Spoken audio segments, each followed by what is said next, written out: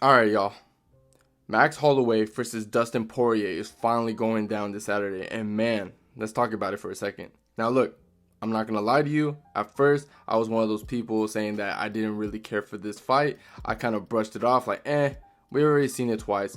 But now that we're actually in fight week, it's hitting different. This is Dustin Poirier's retirement fight. That's huge. And on top of that, this is Max's first time back since the Ilya Topuria loss. And he's moving up to the lightweight division once again.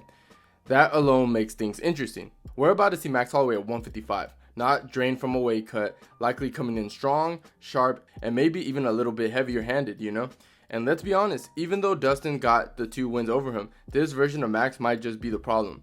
It's one of those fights that sneaks up on you, in my opinion. You don't realize how fun it's gonna be until it's right around the corner. And this is where a lot of people are getting it twisted. I keep seeing the casuals say, oh bro, Dustin's already beaten Max twice. What's the third fight even for? Like it's just gonna be a copy and paste from last time. And I'm like, nah, man.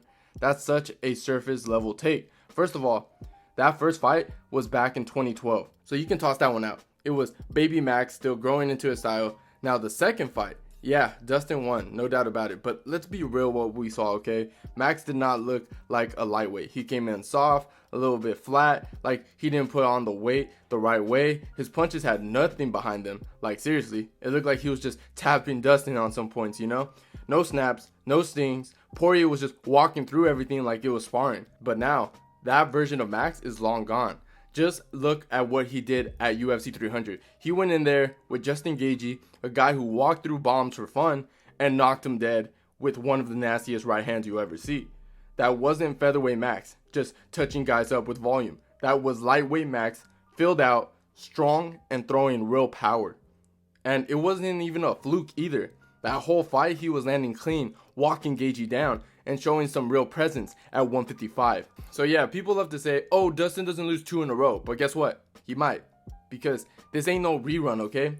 This is a new episode, and Max Holloway, he might be the one writing the final chapter.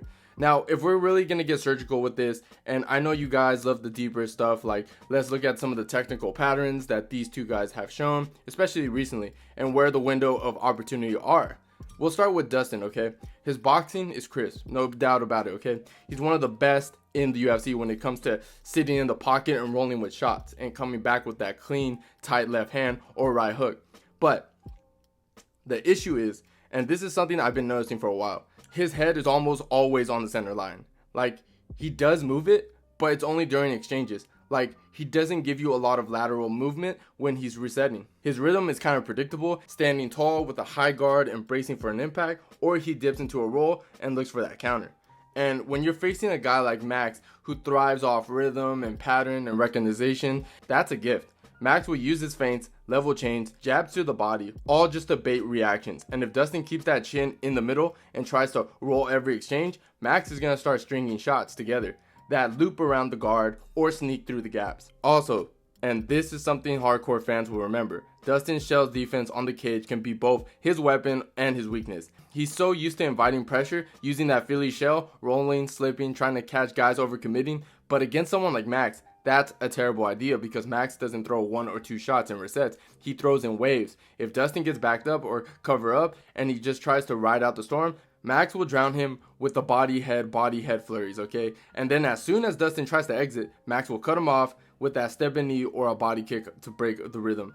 And speaking of kicks, that's another area where Max might have the edge. Dustin's kicks are functional, but they're not sharp. He'll throw them naked sometimes, no setups, just to mix things up. He'll sneak in a leg kick after a jab, a spinning back kick after a hook, a teep just to frame the distance, all mid-combo. It's the ability to blend striking layers together to separate them. Max isn't just another puncher, he's a rhythm breaker. And if you let him get into his groove, that's when he starts painting the canvas, Now, let's flip it. What can Dustin do to Max, okay? What problems can Dustin give to Max Holloway? Well, one thing is timing, and that's always been Dustin's secret weapon. He might not be as fast as Max, but his timing is elite. He's great at catching you between your second and your third strike, like when you're still committing to the combo. He's already landing, That's how he caught Gaethje, that's how he caught Chandler, and even in their last fight, he was clipping Max clean mid-combo before Max could reset. That kind of timing is deadly against a volume striker if Max gets too comfortable standing in the pocket. Trying to box in the phone booth, Dustin can make him pay though. One left hand changes the round. One sneaking uppercut down the middle during a Holloway barrage can wobble him. Another key is the calf kick. Dustin has gotten away from it a bit recently, but when he's on point with it, that kick can shut down movement. Max is so good at floating around, using that bounce, that bounce step rhythm. But if Dustin starts chopping that lead leg early, it slows Max's entries down, messes with his timings, and it makes him more stationary. The thing is, Dustin has to commit. He can't just throw one and forget. He's got to use it as a tool to disturb Max's rhythm and keep him guessing. And let's be honest, we've seen Max get hit. He's got one of the best chins in MMA history, but he's not untouchable. If Dustin can draw out those long combos and fire back off the slip, especially with that left hand, he can land clean. Max has the habit of keeping his chin slightly up when he's in volume mode. It's subtle, but it's there. When he's flowing and in the zone, he trusts his durability. And that's where Dustin could capitalize. Time a step back counter, sit down on a hook when Max is going to the body to head. He's not gonna outvolume Max, but he can interrupt it with sharp, damaging moments. Also, Dustin's underrated in the clinch. A lot of people forget this, but he's sneaky with those short range elbows and dirty boxing when they get to chest. Max is long, but when he's forced into those tight spaces, he sometimes stalls or separates too quick. If Dustin gets inside and starts ripping those short hooks, maybe even framing off and dropping an elbow, that's where he can make Max uncomfortable. But again, all of this takes gas, and cardio is the big X factor here. Dustin is 36, Max is 33, and built for 5 rounds. If Dustin can't land something meaningful in the first 10 minutes, he's gonna be in deep water. Max doesn't get tired, he doesn't fade, he doesn't slow, and if you're not hurting him, he just ramps up the pace until you're behind and overwhelmed. So yeah, Dustin is still dangerous, he's smart, he's battle tested, and if he fights that pocket shot or hurts Max early, he can absolutely win this fight. But if this stretches out to round 4 and round 5, in my opinion, it's Max world. And honestly, that's where I think this fight is headed. It's not going to be a blowout. It's going to be a war. It's going to be messy. But if Max stays disciplined, mixes up the looks, and keeps Dustin on the back foot, he's not just going to win. He might finish him. And now that we're deep into this, let's talk about something that isn't enough love in the lead up. The footwork difference. Because bro, this is where I think the fight really separates. We already talked about the power, the durability, the cardio, and yeah, all of that matters. But if you slow it down and just watch how they move, it's night and day. Dustin Poirier is a plotter at this point, and I don't mean that as disrespectful. That's just how his style has evolved. He's more of a planted now, more grounded kind of guy. He wants to sit in the pocket, feels the weight of your hips, and throw some goddamn counters. That worked for years. That still works when you're fighting guys who stand still. But against someone like Max, who's consistently switching stances, angling off, bouncing in and out with feints and volume, that flat-footed style becomes a liability real quick. Because here's the thing, man. Dustin doesn't really cut off the cage anymore. He kind of just follows you, If you move left, he resets. You move right, he takes a beat. That's fine. If the guy in front of you is coming straight at you, but Max isn't that guy. Max's footwork has gotten a lot better. He's not just bouncing around for no reason. He's consistently resetting angles, finding pockets, forcing his opponents to turn and chase. He's never where you expect him to be on the third strike of your combo. You think he's still in front of you. Nope, he's already slipped left and is tagging you from a new angle. And Dustin doesn't like to chase, okay?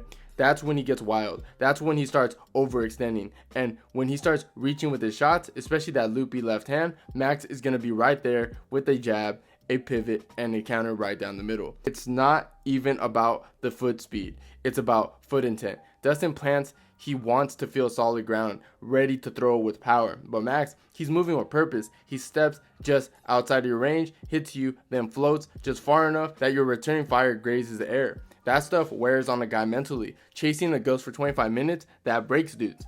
And what really makes it harder for Dustin is that his style relies on his ability to time you coming in.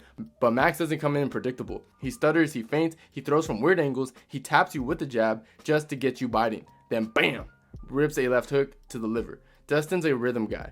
Max destroys rhythm.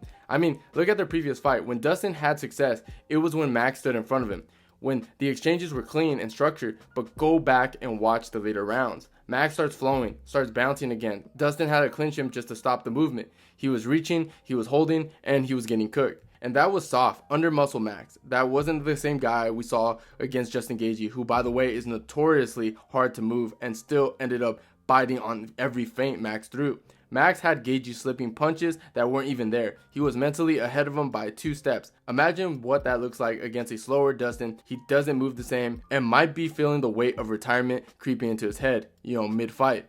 It's not just technique anymore, it's timing, experience, and energy management. Max knows how to keep you guessing, how to reset the distance, how to keep the fight in his world, and Dustin, if he can't land early and get the respect right away, he's gonna be reacting. He's gonna be chasing, and eventually he's gonna get picked apart. Now look, with all that being said, this ain't one of those fights where it's impossible for Dustin to win. Not even close. He might not be as fast, he might not have the better footwork, but the dude still has that kind of power and fight IQ that can shut the lights out on anyone. And let's not forget, he's beaten Max twice already. He knows how it feels like to trade with him. He already stood in the fire and come out ahead, So if Dustin's going to win this third one, this retirement fight in front of these people, it's going to come down to a few key things. First off, he's got to start fast. Like really fast. Dustin has to set the tone early. He can't let Max get comfortable. He can't let Max get that bounce going, or start feeling the range. If Max starts off relaxed and in rhythm, you're done. So Dustin needs to come out with that urgency. Press him, get into his chest, and make it a fight from the jump. Put something on Max early and make him think twice about just standing there throwing. That's Dustin's best chance, making Max respect his power before he settles in. And not just headhunting, go to the body early, rip the gut, especially when Max is exiting. If you can slow down those legs, take away that bounce, the whole footwork advantage starts to fade. Dustin's got some of the best body hooks in the division, and when he uses them, he just has to be willing to dig early and often. Then there's the counter game. Dustin has to stay sharp and time Max during the exchanges. Max's volume, which is blessing and a curse in the same time. Yeah, he overwhelms guys, but it also gives Dustin a chance to roll and return fire. That's his wheelhouse. Dustin's best win is when guys overcommit and he plants left hand straight down the pipe. He can absolutely catch Max coming in. He did it before, and if Max gets a little too comfortable in the pocket, Dustin can make him pay again. And I'll say this too, the clinch work might be a hidden gem here. Dustin doesn't use it a ton, but when he does, he's nasty inside, dude. Short elbows, dirty boxing, body shots off the break. That could be the difference. If Max starts teeing off and Dustin needs to slow the rhythm, tie him up, make him carry the weight, land sneaky damage, and then reset. That's the kind of veteran grit that could go a long way if Max starts pulling ahead in volume, Now, does Dustin need a finish to win? Maybe. Because over the 5 rounds, you're not going to outvolume Max. I'm sorry. That's not just happening. But Dustin needs to match him strike for strike. He needs the impact. Judges are human. You rock Max once or twice per round, that stands out more than Max landing 8 jabs to the body and a kick. And with the whole crowd behind him in his city, in his moments, he might get those swing-ins if he makes them count. Now, the truth is, can Dustin Poirier win this fight? Yes. But he has to fight smart. No brawling just for pride, no chasing, no getting drawn into Max's tempo. He's got to land early, land clean, and force Max to fight cautious. And if he could do that, if he can have those moments to slow Max down and drop the hammer, bro, we might be seeing the storybook ending. One final win in New Orleans with Lil Wayne in the background and the crowd goes nuts.